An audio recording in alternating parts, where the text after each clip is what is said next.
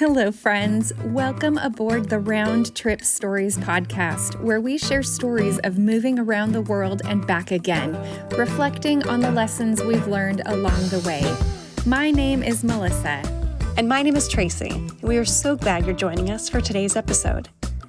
Welcome back to part 2 of our interview with Andy and Mary Ellen Faust, Canadian Americans who worked with a mission organization focused on Bible translating for over 20 years. Mary Ellen is a recruiter and missions coach, and Andy is an instructor at the Canada Institute of Linguistics. Separately, they spent many years before marriage in former Soviet bloc countries, and then they met in and returned to Central Asia as a young family. Listen to their stories of what they thought would be a short return to Canada that turned into 16 years. So, buckle your seatbelts and make sure your tray tables and seats are in their upright positions as part 2 of Andy and Mary Ellen's round trip story gets ready for takeoff. Okay, we are back for part 2 of our delightful interview with the Fausts. This is Mary Ellen and Andy, and if you didn't hear their part 1, go back and listen to that. And we're going to hear a little bit about their backstory, just to review. So, Andy and Mary Ellen, would you please remind us where you lived abroad and how long you were there? Sure. Yeah, in August 2006, we arrived in St. Petersburg, Russia, after selling our home near Vancouver, Canada, with our son Caleb, who was 3 at the time, and our daughter Abigail, who was 1. And in St. Petersburg, we went through a 3-month orientation program and were studying the Russian language. We were aiming to move to the country of Uzbekistan in Central Asia, where I was going to be involved in an existing project to translate the Bible into the national language. Both Mary Ellen and I had lived in Uzbekistan previously as singles, and it was there we had met each other. But it didn't work out for us to move as a family to Uzbekistan. So after 14 months in Russia, we moved to Bishkek, the capital city of Kyrgyzstan, just to the east of Uzbekistan. And we were there for about a year and a half. Okay, and then when did you leave Kyrgyzstan and where did you return to? Yeah, we left Kyrgyzstan in April 2009. And at that time, our son Caleb was 6, and our daughter Abigail was going on 4. And we went back to the same area where we had lived before, near Vancouver. And we thought we would stay in Canada for less than 1 year and then return to Kyrgyzstan. But that's not how things turned out. Okay, so then what did you do at that point, and what are you doing now? At that point, we had these practical things to do, like getting our kids enrolled in school and preschool. We were pretty much starting all over again from scratch. We were looking for a new church, one that was closer to where we lived. I didn't really have a role with our organization here in Canada, so that was something I needed to figure out. And in the meantime, found out that my sister Cindy had terminal cancer. So she had cancer 7 years previous, breast cancer, and it had metastasized. So that was a bit of a surprise. So at the beginning of September, as school was starting, I went to Connecticut for a week to care for my sister, and came home. Soon after that, she went into the hospital and passed away 5 days after she turned 50. So then I went back to Connecticut for her funeral and to support my family. Yeah. So when that happened, you had only been back for what, 4 months? Yeah. Oh. Fortunately, we had landed in a church by that point. So there was, and school was figured out. So those were the big things. And Andy knew what he was doing. Yeah. Well, I was starting a new role during this period of home assignment. So I was on leave from the translation project, and I was actually teaching assistant in the linguistics department at the nearby university where I had done my grad studies, although other people were helping to cover for me during this time when Mary Ellen was with her family in New England, Mm-hmm. so I could be looking after the kids. So it wasn't really until October after Mary Ellen returned from Cindy's funeral, so nearly 6 months after we initially landed back in Canada, that we were able to get into a regular routine as a family. Mm. Wow, what a heavy time for all of you.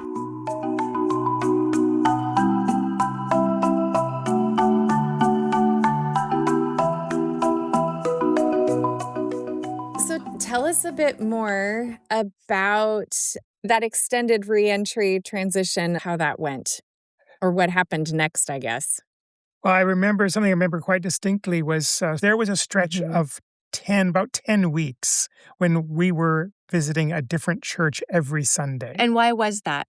Primarily, it was because we were visiting the different churches that sponsor our work, or seeing different friends or relatives. And the kids said to us, could we not visit another church this next Sunday? And I honestly Mm-hmm. can't remember then the next Sunday if we just didn't go to church anywhere, just stayed home, or if we went back to a church that they had previously visited. But we certainly didn't Okay. go to another different church. So that was a signal that they were feeling it. Because now they're Mm-hmm. 6 and 4, and that's quite different from dragging them around when they're 3 and 1. Yeah, which even that can be hard enough, but yeah. What kind of debriefing process did you guys have when you got back? We did have a debriefing of sorts fairly soon after we first came back. So within that first 2-3 week period. However, it was a one-off session with someone who was new to our file. Oh. This is from within our organization. So essentially, it was not a debriefing; it was a briefing session. We were briefing this person on our file, and in fact, we still had so much happening. We really hadn't had time to kind of reflect, and it wasn't the optimal timing or setting for us to go through a debriefing process. Certainly not the kind that we needed, that we didn't even realize Mhm. that we needed. Mm-hmm. So in October, after my sister's funeral, we were able to get some debriefing with another outside organization by a man who directed a program that trained people for cross-cultural service right here in our town. Mm. And we were able, instead of just 90 minutes, we met with him over 6 weeks with a total of probably 8 hours of debriefing. Mm-hmm. And we had time now to do a lot of thinking, and a lot had happened that, of course, we hadn't planned on. And we just, at one point, realized that we were really depleted in several ways, not just financially and physically, but now emotionally and spiritually. Um, and we were in no shape to go back overseas, and realized Mm. we didn't want to go back. Mm. And that was a bit of a shock, actually. Mm-hmm. That's so honest and an Yeah. important decision to make, because you're making it for your whole family, and Yeah. it affects every aspect of your life when we go overseas. Oh, very much so. Yeah. Yeah, and for me, that also meant potentially uh, to resign from the translation project team and find something else to Mm. do if there wasn't a way that I could contribute from where I was in Vancouver. So for I don't know, remember how long it was, but for some time that was in the balance. That was up in the air before it was sorted out. And it seems like you had to make that hard decision to let it go if that is what needed to happen. That's right. Certainly, it was clear to us that going back to Central Asia, back to Kyrgyzstan for various reasons, more than we've gotten into in this conversation, just was not a viable option for us as a family.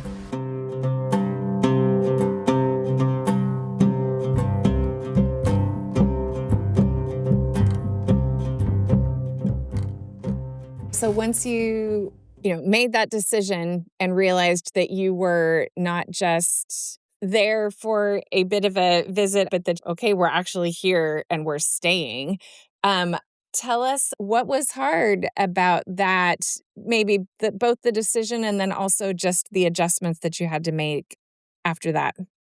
One thing about living overseas and being a foreigner or an expat is that there's like a ready-made place for you to fit in with the expats or with the people who are there to serve the local community. You have something instantly in common with them. Like, why Mm. else would you be in Kyrgyzstan, right? You have something Mhm. in common, and you're finding people who have, the same kinda heart that you have, the same kind of purpose and vision. We come Mhm. back here, and we're just Joe Schmo, just Mhm. one of the people that are walking down the street. Like, you don't stand out, you're not special. No one's lining up to have you come home for dinner. Yeah. And the culture is not as hospitable as in Asian cultures, and so it's a lot of work to get to know people. I'm grateful for Mhm. the church. Like, I was immediately welcomed into a group that was made up of cancer survivors or people who were battling cancer at the time, and I am coming in with my sister who just died of cancer, so it was like this beautiful place of support. Mm. I came out with a really close friend from that group. So, really best case scenario in terms of finding a place that we could fit Mhm. and find support. I was really grateful for that. You are mourning a lot. Yeah. Yeah, that idea of finding a place had a physical dimension to it as well.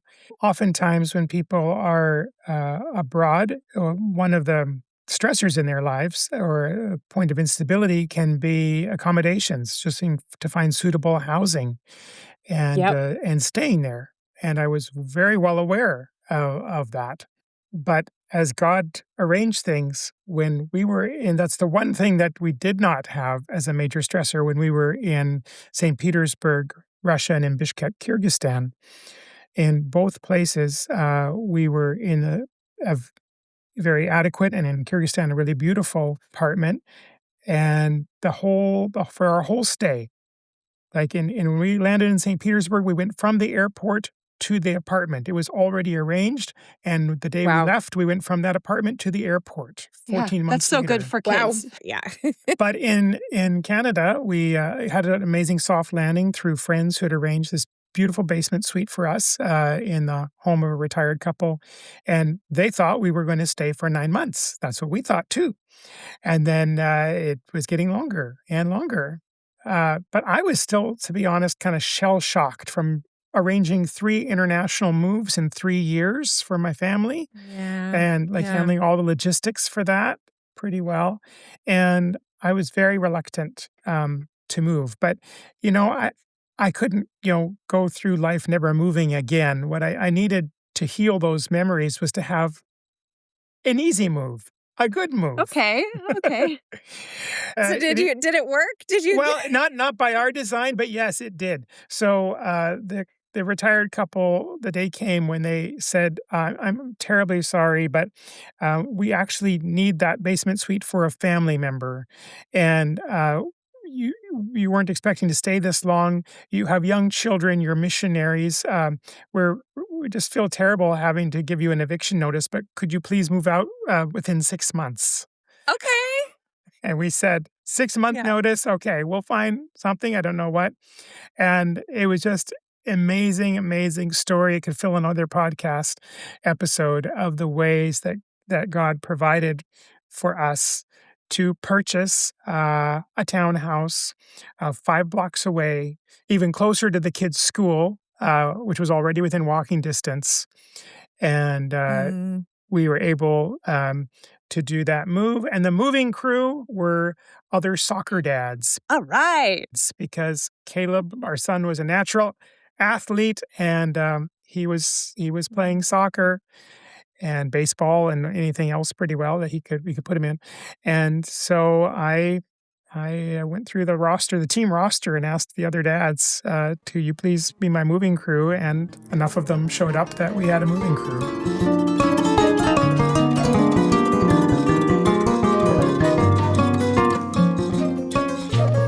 So there was still some unfinished business in Kyrgyzstan. So we had packed up there thinking we were going to return, but we didn't. So it was just a few days after our move to the townhouse that I went back to Kyrgyzstan, coincidentally for meetings of my translation team. And then I stayed longer to deal with all of our stuff that was in storage, sorting it out. And we, sold it, gave it away, threw it away, or shipped it. Yeah. Ship those toys back to Canada so the kids would have some things familiar there. So was that hard for you, Mary Ellen, to not be able to go back and pack up and deal with that stuff? Yeah. So like I said, I deal with things with denial and minimization. So I don't think I was upset at the time that I couldn't go back. I think in retrospect, I realized I didn't have good closure on that time or that place and even my role with things in ministry. Mm-hmm. So I think the hardest thing for me about leaving Kyrgyzstan was what it meant in terms of our trajectory. I had decided I would bring my kids up overseas. I had made that commitment. And I actually looked forward to not raising them in North America. I was becoming increasingly dissatisfied with how kids were brought up here. And Sure. so there was a lot of loss in terms of being back here, and all those dreams and all those commitments were out the window. So going back might have helped me kind of have more closure, but I think the closure I needed was to accept this new situation I was in. And it was years before I was able to let those dreams go and accept where I was. It's very hard to land well when you haven't had good goodbyes. And it's hard to have good goodbyes when you don't even realize that you're saying goodbye. When, yeah, it's not surprising that it took a while. And going back to what you shared in part one of your interview about how one of the things you learned about yourself was that you don't always pay attention to, or you minimize, kind of your own internal voice and your own needs. And I think it's hard for us to grieve when we're still in denial about whether or not something hurts. And so, yeah, sometimes it definitely, it takes time to just even acknowledge, okay, maybe there are certain things that I'm not sad about, but then there are these other things that I am actually really sad about.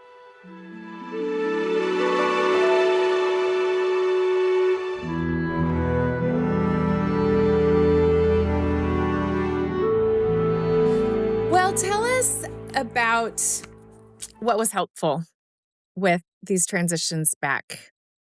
It was really helpful to settle on a church quickly. And we might have dithered a little bit longer if the kids hadn't said, we went to church one morning, and we had gone to this church a couple of times, and they noticed that kids who were part of the church had a really nice name tag with their picture on it. And they're like, when do we get ours? When do we get ours? So we looked at each other, and we liked the church. So it wasn't just the name tag. It wasn't just the name tag. Well, I mean, it might have been for the kids, but and we definitely felt the Spirit of God there. And every time I went, I wept. So it felt like something was going on, and yeah. So, but that name tag thing, we just looked at each other and said, I think we're staying. And ironically, there are a lot of churches in our area, and we could spend a lot of time shopping around for a church. But because we thought we were leaving again in 9 months or so, approximately, we figured we might not be there very long. And we are still at the same church. Oh, that's lovely. And how many years has it been now? It has been over 16 years. Excellent. Look at that. Look at those roots. Yes. Yay. I just wanted to say one thing, that from having lived 8 years in China, we landed at a church that our relatives went to, and that every time we came home during the summers, we would go to that church. So it was like one less thing to adjust to. Our kids were already familiar with that church. Our relatives were there. They would see them. So that was helpful because there are so many adjustments: new school, new home, new culture, new jobs. Everything is new, except our little nuclear family. We're the same. And yeah, it's nice to be able to put down roots quickly, especially in a spiritual family. Yeah, I think another helpful thing was pertaining to our stage of life, but we kind of built our routines around the kids and, of course, their school schedule. And then then our daughter, started full-time school, but their extracurricular activities. So our son was this natural athlete, and he was basically in something, whatever was in season. The kind of the big anchors to our year were the soccer season and the baseball season, but there may have been some other things in there too. And our daughter quickly discovered that she loved dance and got into a dance program. So through those channels, then we met the other families that were involved in those activities, and that was both helpful for routines and for getting us circulating, um, and developing some relationships there. Yeah, so many of our relationships are through our small children. Yes, and this time the kids were the bridge that we thought they might be when we were in Russia and Kyrgyzstan, and it didn't work out. But in Canada, they very much were. That's good. Another thing that was helpful for me was I was able to step into some kind of service. So it actually started with, the parents of kids that my kids knew at school, and they were interested in church or a Bible study. So these were people I was just getting to know, really, and invited them to my house to study the Bible with a couple other people from my church. And it was just a beautiful experience, a really great time with people opening up and just going a little bit deeper with people that I would see at school. And it was really life-giving to me, to just to see people coming alive to God and to discovering new things from the Bible. So, yeah, it just kind of fell in my lap. Seemed to be surrounded by all these people who wanted to look at the Bible. So, that was really a gift from God. That's beautiful. I mean, it just seems like God was giving you some of the things that you had been dreaming of experiencing elsewhere. He was giving you here. And that's a sweet thing. I never noticed that before. Thank you. That's good.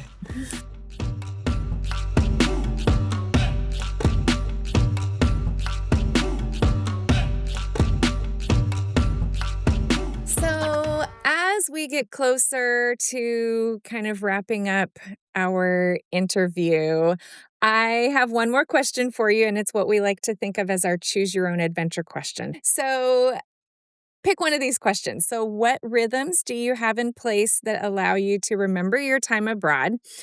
What do you do with all the feels, memories, relationships, love for the people in place, etc.? So that's the second one. Or the third one, do you have a favorite funny story, either about your time abroad or transition back? So which one of those do you want to answer?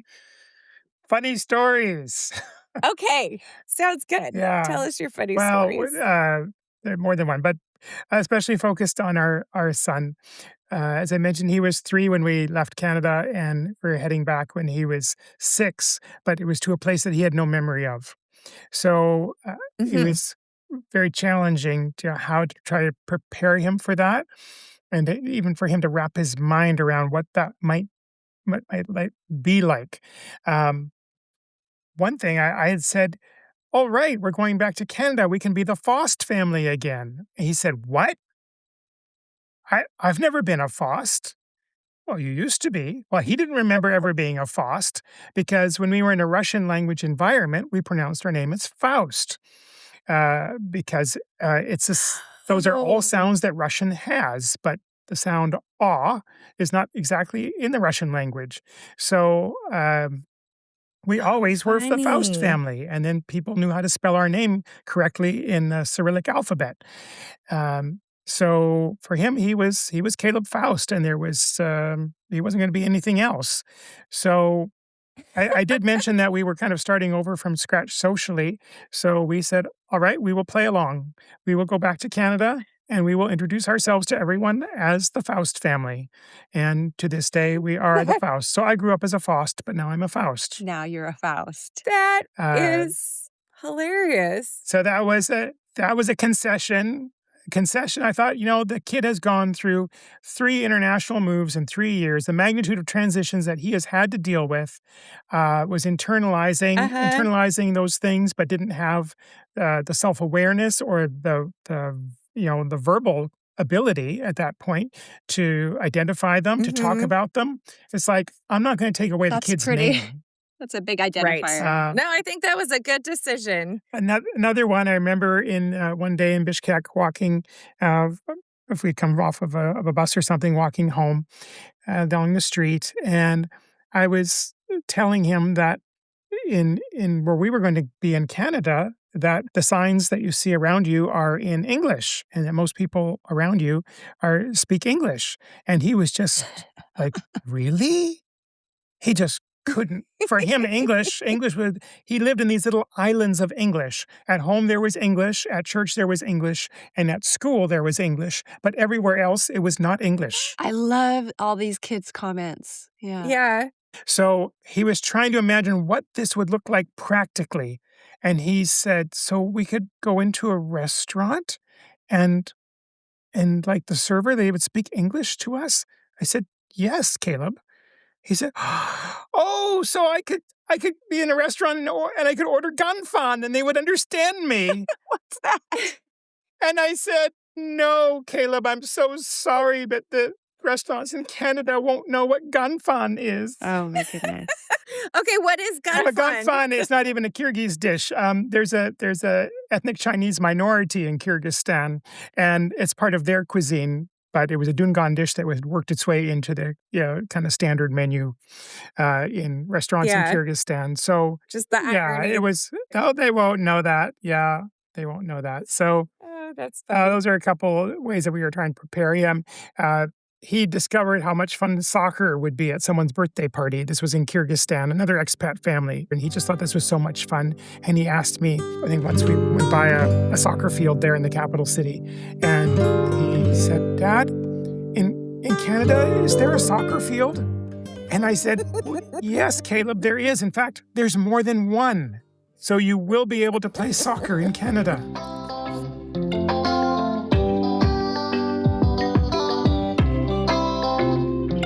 As we close our part 2 of your interview, can you share a story or a last word of encouragement or advice you can give to our listeners? Yeah. I feel like one of the things that is so near and dear to my heart is remembering that no matter how poorly you plan or how sideways all your good planning goes, God is with you. In my darkest days, I meditated on the story in the Bible where Jesus calms the storm on the sea. Jesus is asleep in the boat, and the disciples were terrified at the force coming against them. And he's still sleeping in the boat. And over again, I felt Jesus asking me to trust him in the difficulties because it seemed like he was asleep in my boat. Mm-hmm. But he was in the boat with me, and he has the authority over the waves and the wind. He's in your boat. He can calm the wind and the waves and bring order out of chaos. I just believe strongly this is where trust and faith is built. Hope becomes real and intimacy with him grows. Mm-hmm. It just is not going to happen without the storms, without the difficulties. This is where our faith is really tested and tried and built. And you will benefit from the growth that comes through these hard times. And you'll bring whatever God gives you through those times to those around you and wherever you go. Thank you, Mary Ellen. Very well said. He is in our boats.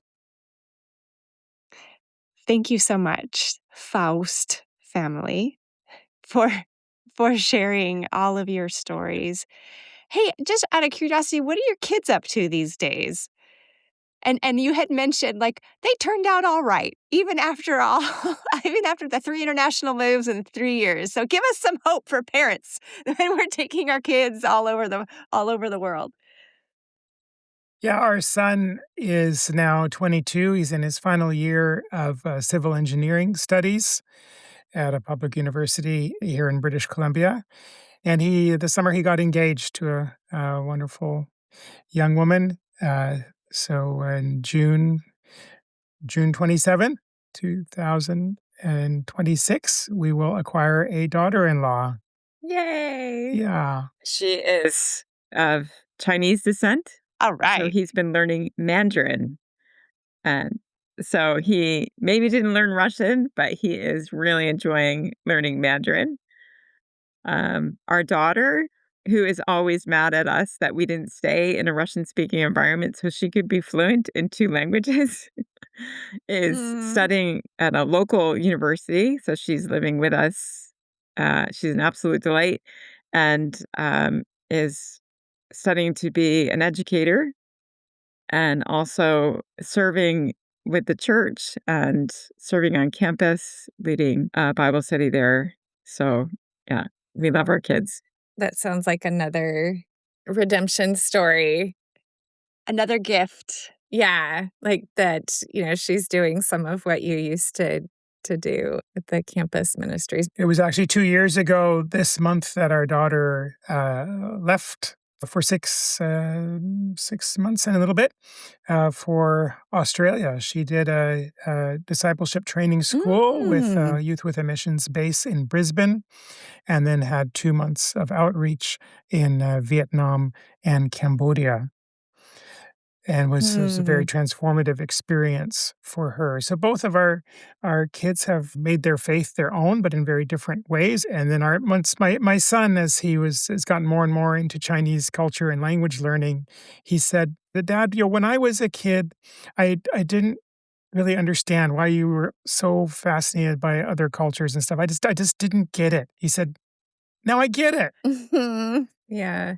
We've kind of changed our questions around a little bit today because of trying to fit into people's stories, but we often ask for a final story about how your time abroad continues to add value to your life now. And I feel like not only with your linguistics work and, Mary Ellen, the different kinds of ministry that you're still doing with people around you, that you can see the benefit, how, whether they were aware of it at the time or not, the worldview and global appreciation and different culture appreciation that your kids have is certainly one of the ways that your time in those places is still blessing your life now. And that's fun to see and hear about. Yeah. Well, Andy and Mary Ellen Faust, thank you so much for spending your afternoon with us. And we just appreciate you and can't wait to share these stories. And we know that they will encourage others. Thank you, Tracy and Melissa. It's been so fun to be with you. As we land this interview, we hope that you have been inspired by Andy and Mary Ellen's stories. During their time back fundraising in the United States and going through debriefing in Canada, they realized that they were too depleted to go back to Kyrgyzstan. Even though the decision was a painful one, during this stormy period, they knew that Jesus was always in their boat. And today they realize that even those same desires which they had in their hearts, like making friends through their children, rootedness, and passing on international perspectives, they have found, in fact, lives on in their internationally minded kids. No matter what leg of the journey you're on, friends, we are so grateful you have brought us along with you. If you're enjoying our podcast, we'd love it if you would leave us a review in your podcast app. And don't forget, you can visit our website at roundtripstories.com to see photos of our guests and to join our email list. And of course, tell your friends to travel the world with us. No passport, no packing, and no goodbyes required. Thanks so much for listening, friends. We'll see you next time.